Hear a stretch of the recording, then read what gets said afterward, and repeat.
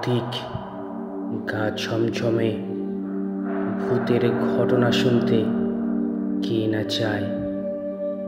আর সেটা যদি হয় সত্যি ভূতের ঘটনা, তাহলে গায়ের লোমগুলি খাড়া দিয়ে ওঠে।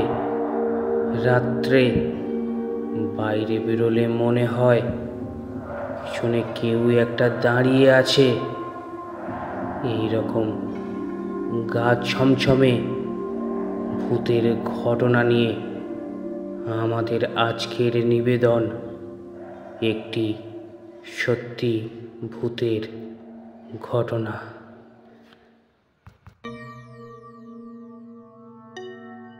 ঘটনাটি আমার এক বন্ধুর সাথে ঘটে যাওয়া একটি ভৌতিক ঘটনা। সে যেমনভাবে আমাকে বলেছে আমি আপনাদেরকে তেমনভাবেই শোনাচ্ছি। তখন মাটি খোঁড়ার কাজ হচ্ছিল উল্টোডাঙা থেকে দমদমের মাঝামাঝি একটি জায়গায়। আমাদের কোম্পানি খানিকটা অংশের কাজের কন্ট্রাক্ট পেয়েছিল। কোম্পানি 3 জনকে পাঠিয়েছিল কাজের তদারক করতে। তখন দিনরাত্রি কাজ চলত। আমাদের কখনো দিনের বেলা কখনো রাত্রিবেলা ডিউটি যেতে হতো। হই হই করে কাজ চলছিল। মাটি কাটার, ইট পাথর কাটার কত রকমের ভারী ভারী যন্ত্রপাতি এসেছিল তা বলার নয়। তার মধ্যে দেশি বিদেশি 2 রকমেরই যন্ত্রপাতি ছিল। এই রকম একদিন মাটি খোঁড়া হচ্ছে, দেখলাম এক জায়গা থেকে পোড়া কাঠ কয়লা উঠতে শুরু করলো। দেখে আমার মনে হলো বোধহয় বহু পূর্বে এখানে শ্মশান টশান কিছু একটা ছিল। আমার অনুমান বোধহয় ভুল ছিল না। ঘুরতে ঘুরতে সামনের দিকে আরও একটু এগিয়ে যেতে একটা আস্ত নরকঙ্কাল পেয়ে গেলাম।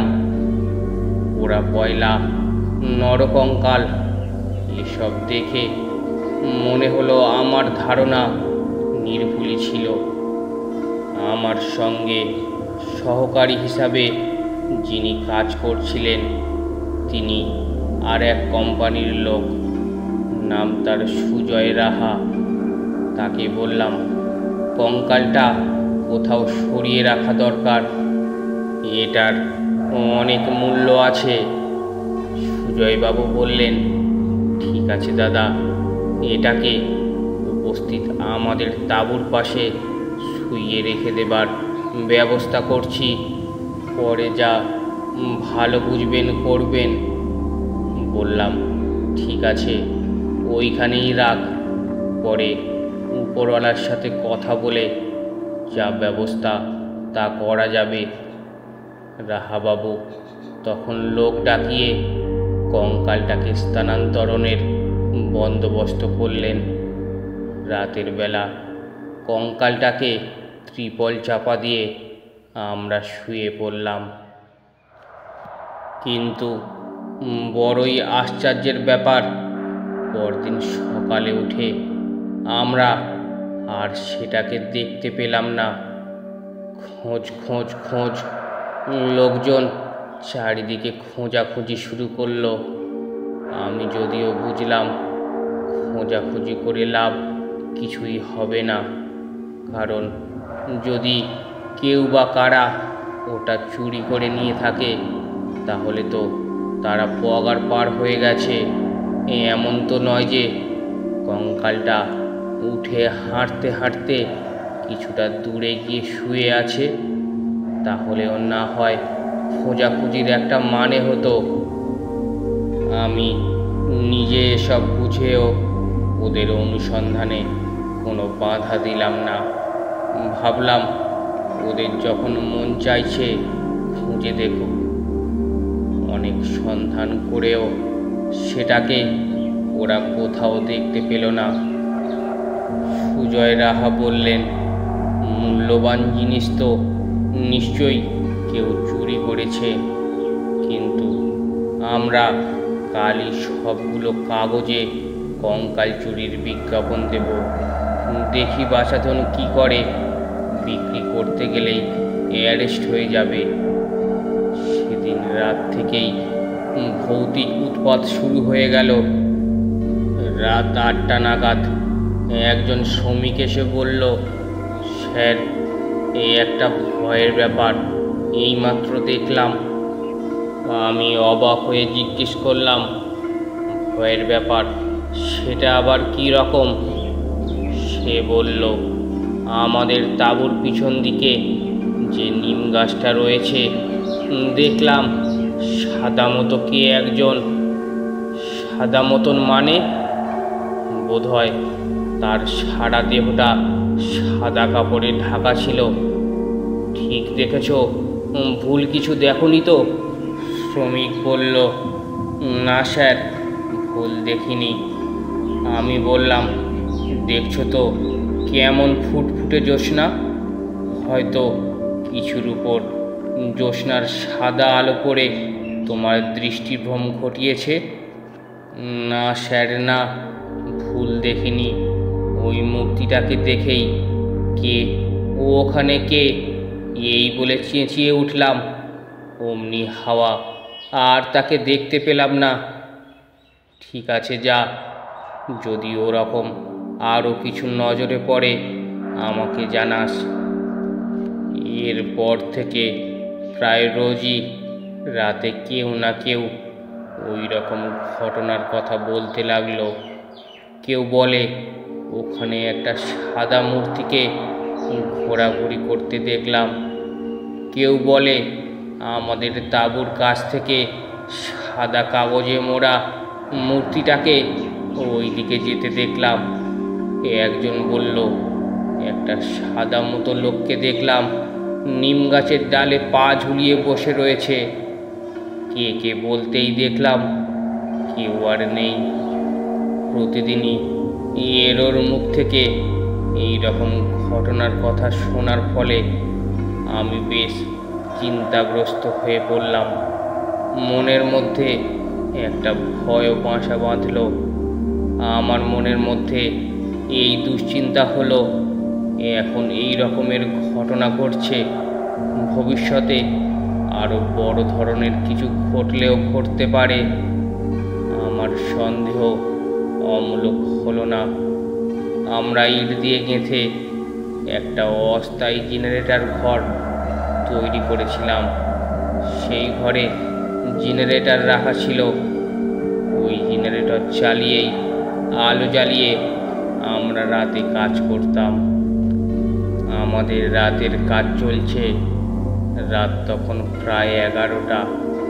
সে সময় হঠাৎ জেনারেটর বন্ধ হয়ে গেল, নিভে গেল সব আলো। এ কি ব্যাপার?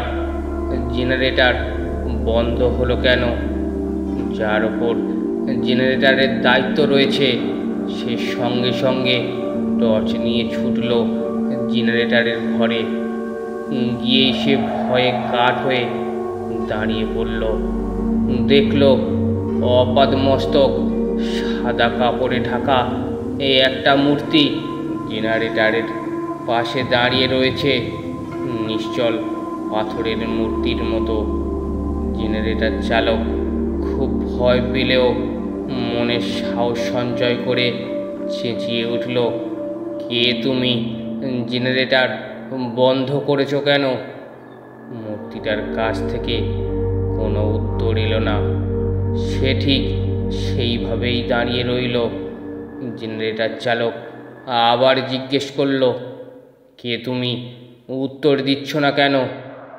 এবারও সে কথা বলল না। কথা না বলে সে নিজের গায়ের চাদরটা একটানে খুলে ফেলল। সে মানুষ নয়, একটা আস্ত নরকঙ্কাল। দেখেই জেনারেটর চালক জ্ঞান হারিয়ে সেখানে লুটিয়ে পড়ল। 2-4 মিনিট কেটে গেল, তবু আলো জ্বলছে না দেখে ব্যস্ত হয়ে 3জন ছুটল জেনারেটর ঘরের দিকে। তাদের একজনের হাতে টর্চ ছিল। ঘরে ঢুকেই দেখে জেনারেটরের লোকটা চিত হয়ে মেঝেতে পড়ে আছে। নাকের কাছে হাত দিয়ে বুঝলো জ্ঞান হারিয়েছে, বেঁচে আছে। তারা প্রথমে জেনারেটর চালু করে দিল, আলো জ্বলে উঠল। তারা তখন জল এনে লোকটার মুখে চোখে ঝাপটা দিতেই তার জ্ঞান ফিরে এলো। সে তখন বলল যা ঘটেছিল। শুনে তো সকলের আক্কেল গুরুম, কি সাংঘাতিক কাণ্ড শুরু হয়েছে। এখন প্রত্যেকেই বুঝতে পারছে সেই যে কঙ্কালটা তোলা হয়েছিল এসব তারই কাণ্ড। সে নিজেই তাঁবুর পাশ থেকে উধাও হয়ে গিয়ে এসব উৎপাত শুরু করেছে। পরিণামে ওটার উৎপাত যে কি পর্যায়ে গিয়ে পৌঁছাবে তা কেউ ভাবতে পারছে না। একটা রাত আসে আর ভয়ে সবাই কণ্টকিত হয়ে ওঠে। এরপর 1টা 2টো 3টে করে 4টে রাত কেটে গেল। এর মধ্যে ভৌতিক উপদ্রব আর কেউ কিছু লক্ষ্য করল না। সকলের মনে একটু একটু করে স্বস্তি ফিরে আসতে লাগলো। সকলেই ভাবল বেটা বোধ হয় এ তল্লাট ছেড়েছে। 5ম দিনের রাত তখন 12টা। আমার সহকারী রাহাবাবু ফিল্ড ঘুরে এসে রিপোর্ট লেখার জন্য তাঁবুর দিকে রওনা হলেন। পাশাপাশি গোটা 3 তাঁবু আছে। সব তাঁবুতেই আলো জ্বলছে। তার তাঁবুতেও আলো জ্বলার কথা, কিন্তু তিনি দূর থেকেই দেখলেন সব তাঁবুতেই আলো রয়েছে, কেবল তার তাঁবুটাই অন্ধকার। তিনি ভাবলেন তবে কি তিনি যাবার সময় আলোটা নিভিয়ে দিয়ে গিয়েছিলেন। ভাবতে ভাবতে তাঁবুর নিকট গিয়ে তিনি থমকে দাঁড়িয়ে পড়লেন। তাঁবুর ভিতরে একটা টাইপরাইটার আছে, তিনি সেটা ব্যবহার করেন। তিনি শুনতে পেলেন টাইপরাইটারের খটখট শব্দ। অন্ধকার তাঁবুর মধ্যে তার মেশিনে কে টাইপ করছে। সবচেয়ে বড় কথা, টাইপ যেই করুক ঘুটঘুটে অন্ধকারের মধ্যে কেমন করে করছে। রাহাবাবু হাঁক দিলেন, কে টাইপ করছো? বলতে বলতেই তিনি টর্চ জেলে তাঁবুর মধ্যে ঢুকে গেলেন। দেখলেন একটা আস্ত নরকঙ্কাল টাইম মেশিনের সামনে বসে রয়েছে। রাহাবাবু ভেতরে ঢুকতেই কঙ্কালটা উঠে দাঁড়ালো। তারপর একটা বীভৎস অট্টহাস্য করে সেটা এগিয়ে আসতে লাগলো তার দিকে। সেটার চলার হাড়ের খটখট আওয়াজ আসতে লাগলো। রাহাবাবু আর সহ্য করতে পারল না, জ্ঞান হারিয়ে সেখানেই মুখ থুবড়ে পড়লেন। এর খানিকক্ষণ পরে আমি তাঁবুতে ফিরে এসে দেখি ওই কাণ্ড। সুইচ টিপে আলো জেলে চেঁচামেচি করে লোক জড়ো করলাম। খানিকক্ষণ চোখে মুখে জলের ঝাপটা দিয়েও জ্ঞান ফিরল না দেখে আমাদের ডাক্তারকে ডেকে পাঠালাম। একজন ডাক্তার আমাদের সঙ্গে ছিলেন। তিনি এসে রাহাবাবুকে পরীক্ষা করে বললেন, ভয় পাবার কারণ নেই।